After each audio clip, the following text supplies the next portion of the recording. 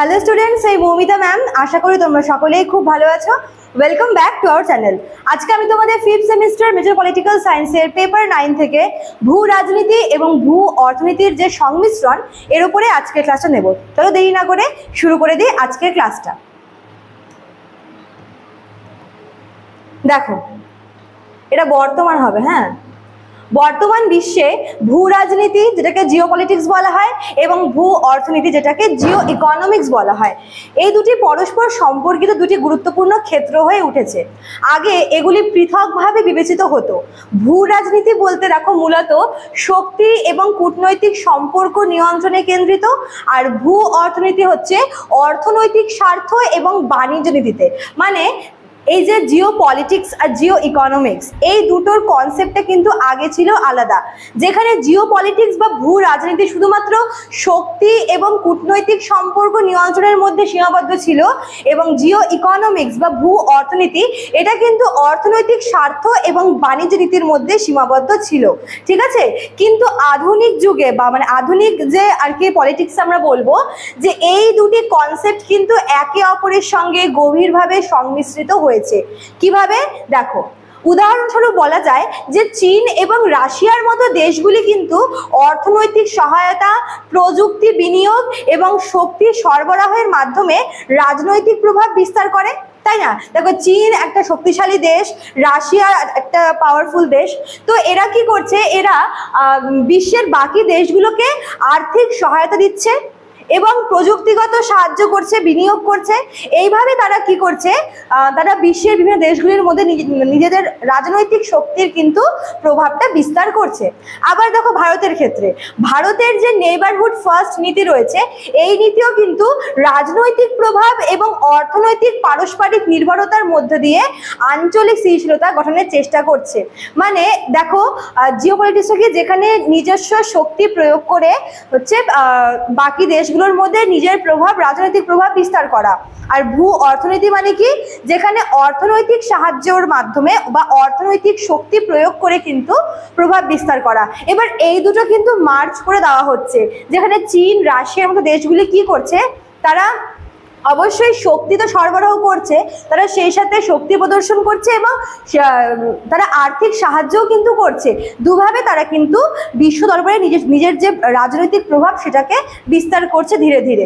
এছাড়া ভারতের ক্ষেত্রে ভারত হচ্ছে তার নেইবারহুড ফার্স্ট বলে যে নীতিটা রয়েছে, যে পলিসি রয়েছে, সেই নীতি গ্রহণ করেছে এবং এই নীতির মাধ্যমে কিন্তু ভারত তার রাজনৈতিক প্রভাব এবং অর্থনৈতিক সহায়তা দুটোই কিন্তু গঠন করার চেষ্টা করছে। ঠিক আছে,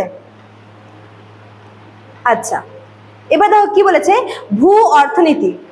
ভূ অর্থনীতি এখন শুধুমাত্র যে অর্থ উপার্জনের একটা পথ এমনটা কিন্তু নয়, এটি একটি কৌশলগত অস্ত্র হিসেবে ব্যবহৃত হচ্ছে। যেরকম মনে করো যে বিভিন্ন জিনিসের উপর নিষেধাজ্ঞা বা বিভিন্ন সিদ্ধান্তের উপর নিষেধাজ্ঞা, বাণিজ্য চুক্তি, প্রযুক্তি নিয়ন্ত্রণ, এই সমস্ত কিছুই কিন্তু এখন রাজনৈতিক উদ্দেশ্য পূরণের উপায়। মানে ভূ অর্থনীতি এটা যে শুধুমাত্র অর্থ উপার্জনের একটি পথ এটা কিন্তু নয়, যেটা আগে ছিল। বর্তমানে কিন্তু এটা একটা কৌশলগত প্রক্রিয়া বা কৌশলগত অস্ত্র হিসেবে কাজ করছে, যেখানে বিভিন্ন দেশগুলোর সিদ্ধান্তের উপর নিষেধাজ্ঞা জারি করা, বাণিজ্যিক চুক্তি রয়েছে, এছাড়াও প্রযুক্তিগত যে নিয়ন্ত্রণ, এই সমস্ত কিছুই কিন্তু এখন রাজনৈতিক প্রভাব বিস্তার করার একটা উপায় বা পদ্ধতি বলতে পারো। এবার দেখো কি বলেছে, বিশ্বে যখন দ্বন্দ্ব বাড়ছে তখন দেশগুলিকে তাদের কৌশল নির্ধারণে একযোগে ভূ রাজনৈতিক এবং ভূ অর্থনৈতিক দুটো দৃষ্টিভঙ্গি কিন্তু একসাথে অবলম্বন করতে হচ্ছে। দেখো, যত সময় এগোচ্ছে ততই কিন্তু বিশ্বে বিভিন্ন দেশগুলির মধ্যে দ্বন্দ্ব বাড়ছে, তাই না? যে আমরা দেখলাম যে ইরান ইসরায়েলের মধ্যে, তারপরে হচ্ছে আরো যে ইউক্রেন রাশিয়া, এই যে রিসেন্ট যে আমরা নিউজগুলো পাচ্ছি, সেখানে দেখছি যে বর্তমানে কিন্তু দ্বন্দ্ব বেড়েই চলেছে। এবার এরকম সময় কিন্তু দেশগুলি কি করছে? দেশগুলিকে তাদের ভূ রাজনীতির পাশাপাশি ভূ অর্থনীতি, এই দুই রকমের পদ্ধতিকে কিন্তু অবলম্বন করতে হচ্ছে, কারণ অদূর ভবিষ্যতে এর সংমিশ্রণটা আরো সুস্পষ্ট এবং জটিল আকার ধারণ করবে। মানে এখনই যা অবস্থা, ব্যবস্থা, মানে যেটা আগে দেখো জিও পলিটিক্স আর জিও ইকোনমিক্স, সেটা একটা সময় আলাদা দুটো কনসেপ্ট ছিল, কিন্তু বর্তমানে যেভাবে বিশ্বে দ্বন্দ্ব বাড়ছে সেখানে কিন্তু এই দুটো কনসেপ্টকে একসাথে মার্জ করা হচ্ছে, দুটোর সংমিশ্রণ দেখা যাচ্ছে, এবং ভবিষ্যতে যে এই দুটোর সংমিশ্রণ আরো বেশিভাবে হবে বা এই দুটোর সংমিশ্রণ আরো জটিলভাবে হবে সেটাও কিন্তু বলা হচ্ছে। এই পরিবর্তিত বিশ্ব ব্যবস্থায় কোনো দেশ যদি টিকে থাকতে চায় তবে তার নীতিমালায় কিন্তু এই দুটো ধারা, মানে এই ভূ অর্থনীতি এবং ভূ রাজনীতি, এই দুটি ধারা কিন্তু অবশ্যই ভারসাম্য রক্ষা করতে হবে। মানে দেখো যেভাবে দিন এগোচ্ছে, দিন বাড়ছে, একটা কম্পিটিশন চলছে, এবং এই যে দ্বন্দ্বের দুনিয়ায় যদি কোনো দেশকে টিকে থাকতে হয় তাহলে তাকে ভূ রাজনীতির পাশাপাশি ভূ অর্থনীতি, মানে তাকে এই দুটো কনসেপ্টকে বা দুটো ধারাকে কিন্তু একসাথে নিয়ে চলতে হবে। ঠিক আছে? আচ্ছা, তো এই ছিল তোমাদের আজকের ক্লাসটা, যেখানে আমরা দেখব যে দুটো পৃথক কনসেপ্ট হওয়া সত্ত্বেও কিভাবে ভূ রাজনীতির সাথে ভূ অর্থনীতির সংমিশ্রণ গোটা বিশ্ব ব্যবস্থায় কিন্তু প্রভাব ফেলছে, এবং এক্ষেত্রে দেশগুলিকে কিন্তু এই দুটো ব্যবস্থাকে একত্রে সংমিশ্রিত উপায় কিন্তু অবলম্বন করাটা অনাবশ্যক হয়ে দাঁড়াচ্ছে। ঠিক আছে?